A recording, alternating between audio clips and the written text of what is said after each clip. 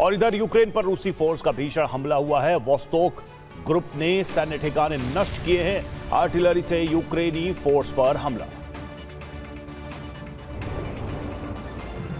रूस की तरफ से भी यूक्रेन को जवाब दिया जा रहा है और आर्टिलरी से यह हमला किया गया है यूक्रेनी सेना के ऊपर।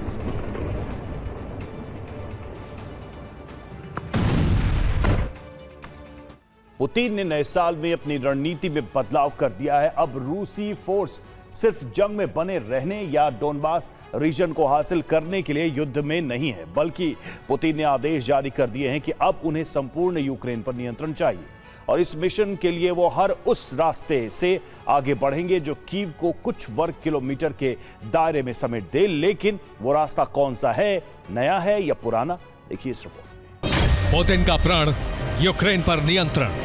नए साल की शुरुआत, यूक्रेन की बारूदी रात। ये नए 2026 की शुरुआत की वो रात है जिसकी शुरुआत 2022 के पहले आतिशबाजी से होती थी।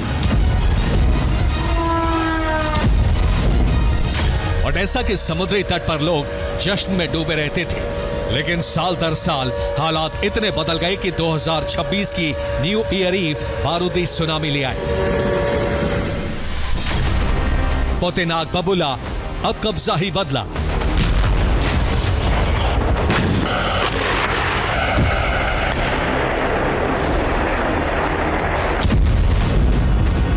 ये पुतिन की आवाज तक यूक्रेनी ड्रोन पहुंचने का पलटवार है, जिसमें यूक्रेन की पोर्ट सिटी ओडेसा पर हमले के लिए मल्टी अटैक किए गए हैं। पहले ओडेसा के उस एनर्जी सेक्टर पर हमला हुआ जिसके 10 सब स्टेशन पहले ही क्षतिग्रस्त हैं और अब 2 एनर्जी यूनिट्स को ध्वस्त कर दिया गया। फिर शाही ड्रोन से ओडेसा के रिहायशी क्षेत्र को पूरी रात दहलाया गया। लेकिन इस बार हमले का मकसद सिर्फ बदले की कार्रवाई या यूक्रेन का संपर्क पोर्ट सिटी से खत्म करना नहीं था, बल्कि मकसद था यूक्रेन पर कब्जे के लिए दक्षिण पश्चिम से आगे बढ़ने का रास्ता बनाना।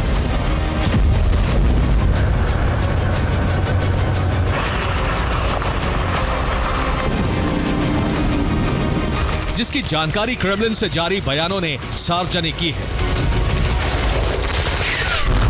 इन बयानों के आधार पर यूक्रेन पर मंडरा रहे बारूदी बदलों का अनुमान कोई लगा पाता, उसके पहले ही अनुमान से भी घातक हमले कर रूस ने यूक्रेन को दहला दिया।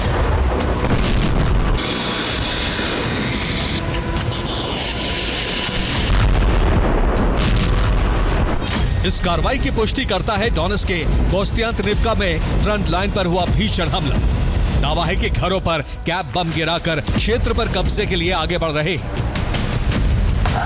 इसके अलावा जिन क्षेत्रों को रूसी सेना ने दहलाया है उनमें सबसे ज्यादा नागरिक सुविधाओं को नुकसान 2 बड़े क्षेत्रों में ही हुआ है। बाकी क्षेत्रों में सैन्य सुविधाओं को टारगेट किया गया है।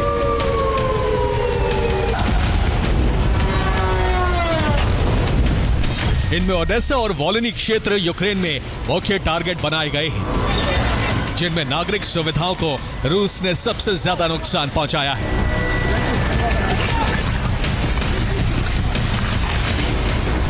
जबकि इनके अलावा लुत्स्क, सुमी, ज़ेपोरिज़िया पर रूस के ड्रोन कहर बनकर गिरे।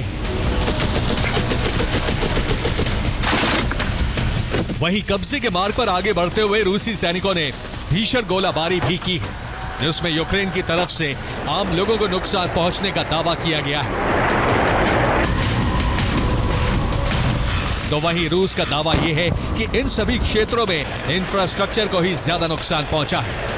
अब दावा किसका सही है, इसे न्यू ईयर ईव पर की गई कार्रवाई से समझिए।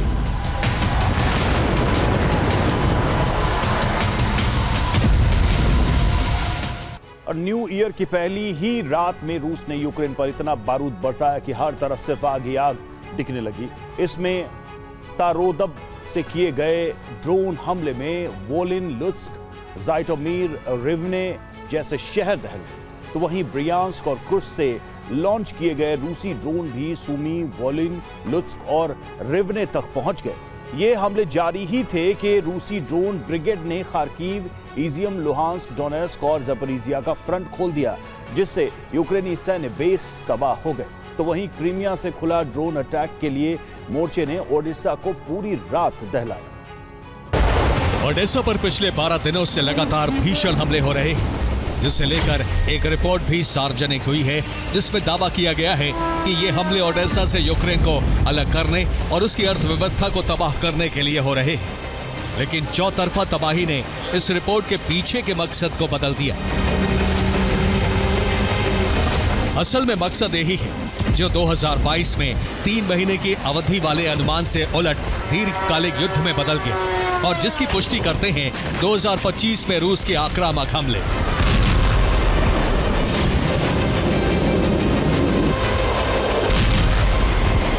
पिछले साल रूस ने यूक्रेन पर 60,000 से ज्यादा एयर बम गिराए हैं।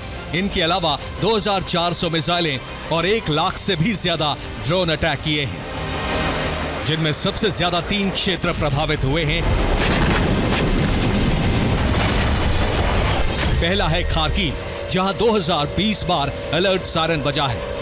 दूसरा है ज़पोरिज़िया, जहां 1807 बार अलर्ट सायरन बजा और तीसरा है सुमी, जहां 1793 बार अलर्ट सायरन की आवाज गूंजी है।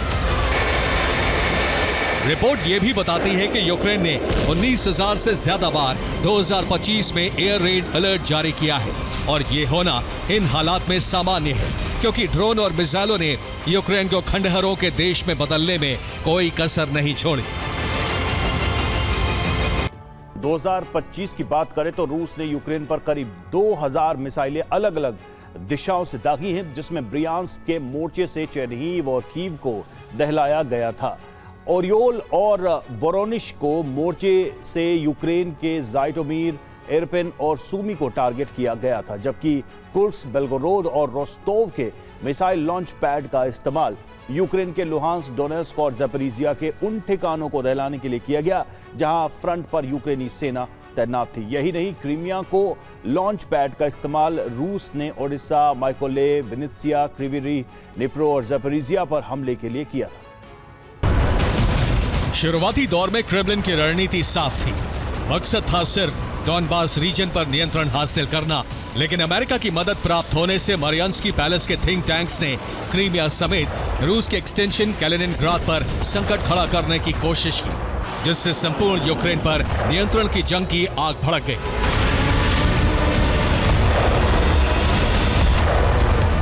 सिर्फ 2025 में ही रूस ने यूक्रेन के 8,000 वर्ग किलोमीटर हिस्से पर नियंत्रण हासिल कर लिया, लेकिन यूक्रेन का दावा है कि रूस सिर्फ 4,000 वर्ग किलोमीटर हिस्से पर ही नियंत्रण हासिल कर सकता है। फिर भी ये क्षेत्र कम नहीं है, क्योंकि ये क्षेत्र 2 डेलावेयर या 4 लक्समबर्ग के बराबर है और ये अभियान अभी तक रुका नहीं है, बल्कि पहले से ज्यादा गति से आगे बढ़ाया जा रहा है। और इसकी पुष्टि करती हैं कुछ और तस्वीरें।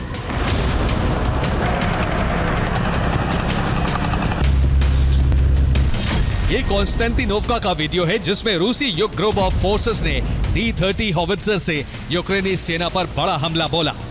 मकसद है उनकी चौकियों पर कब्जा करना। ठीक ऐसे ही सेंट्र ग्रुप ऑफ फोर्सेस ने भी क्रास्नोयार्स्क में यूक्रेनी सेना की मुश्किलें बढ़ा दी और वोस्तोक ग्रुप ऑफ फोर्सेस ने गुलियापोल में यूक्रेनी सेना के बंकर ध्वस्त कर दिए। इनके अलावा दावा यह भी है कि रूसी सेना ने लुकियानोवस्कोय को भी अपने नियंत्रण में ले लिया है, जो यूक्रेनी सेना के लिए एक बड़ा झटका है। इन्हीं कार्रवाइयों के आधार पर व्हाइट हाउस ने भी मान लिया है कि रूस 8 महीने में पूरे डॉनबास पर नियंत्रण हासिल कर लेगा और 2027 तक यूक्रेन पर जीत हासिल कर सकता है। Bureau report, TV9, Bharatvarsh.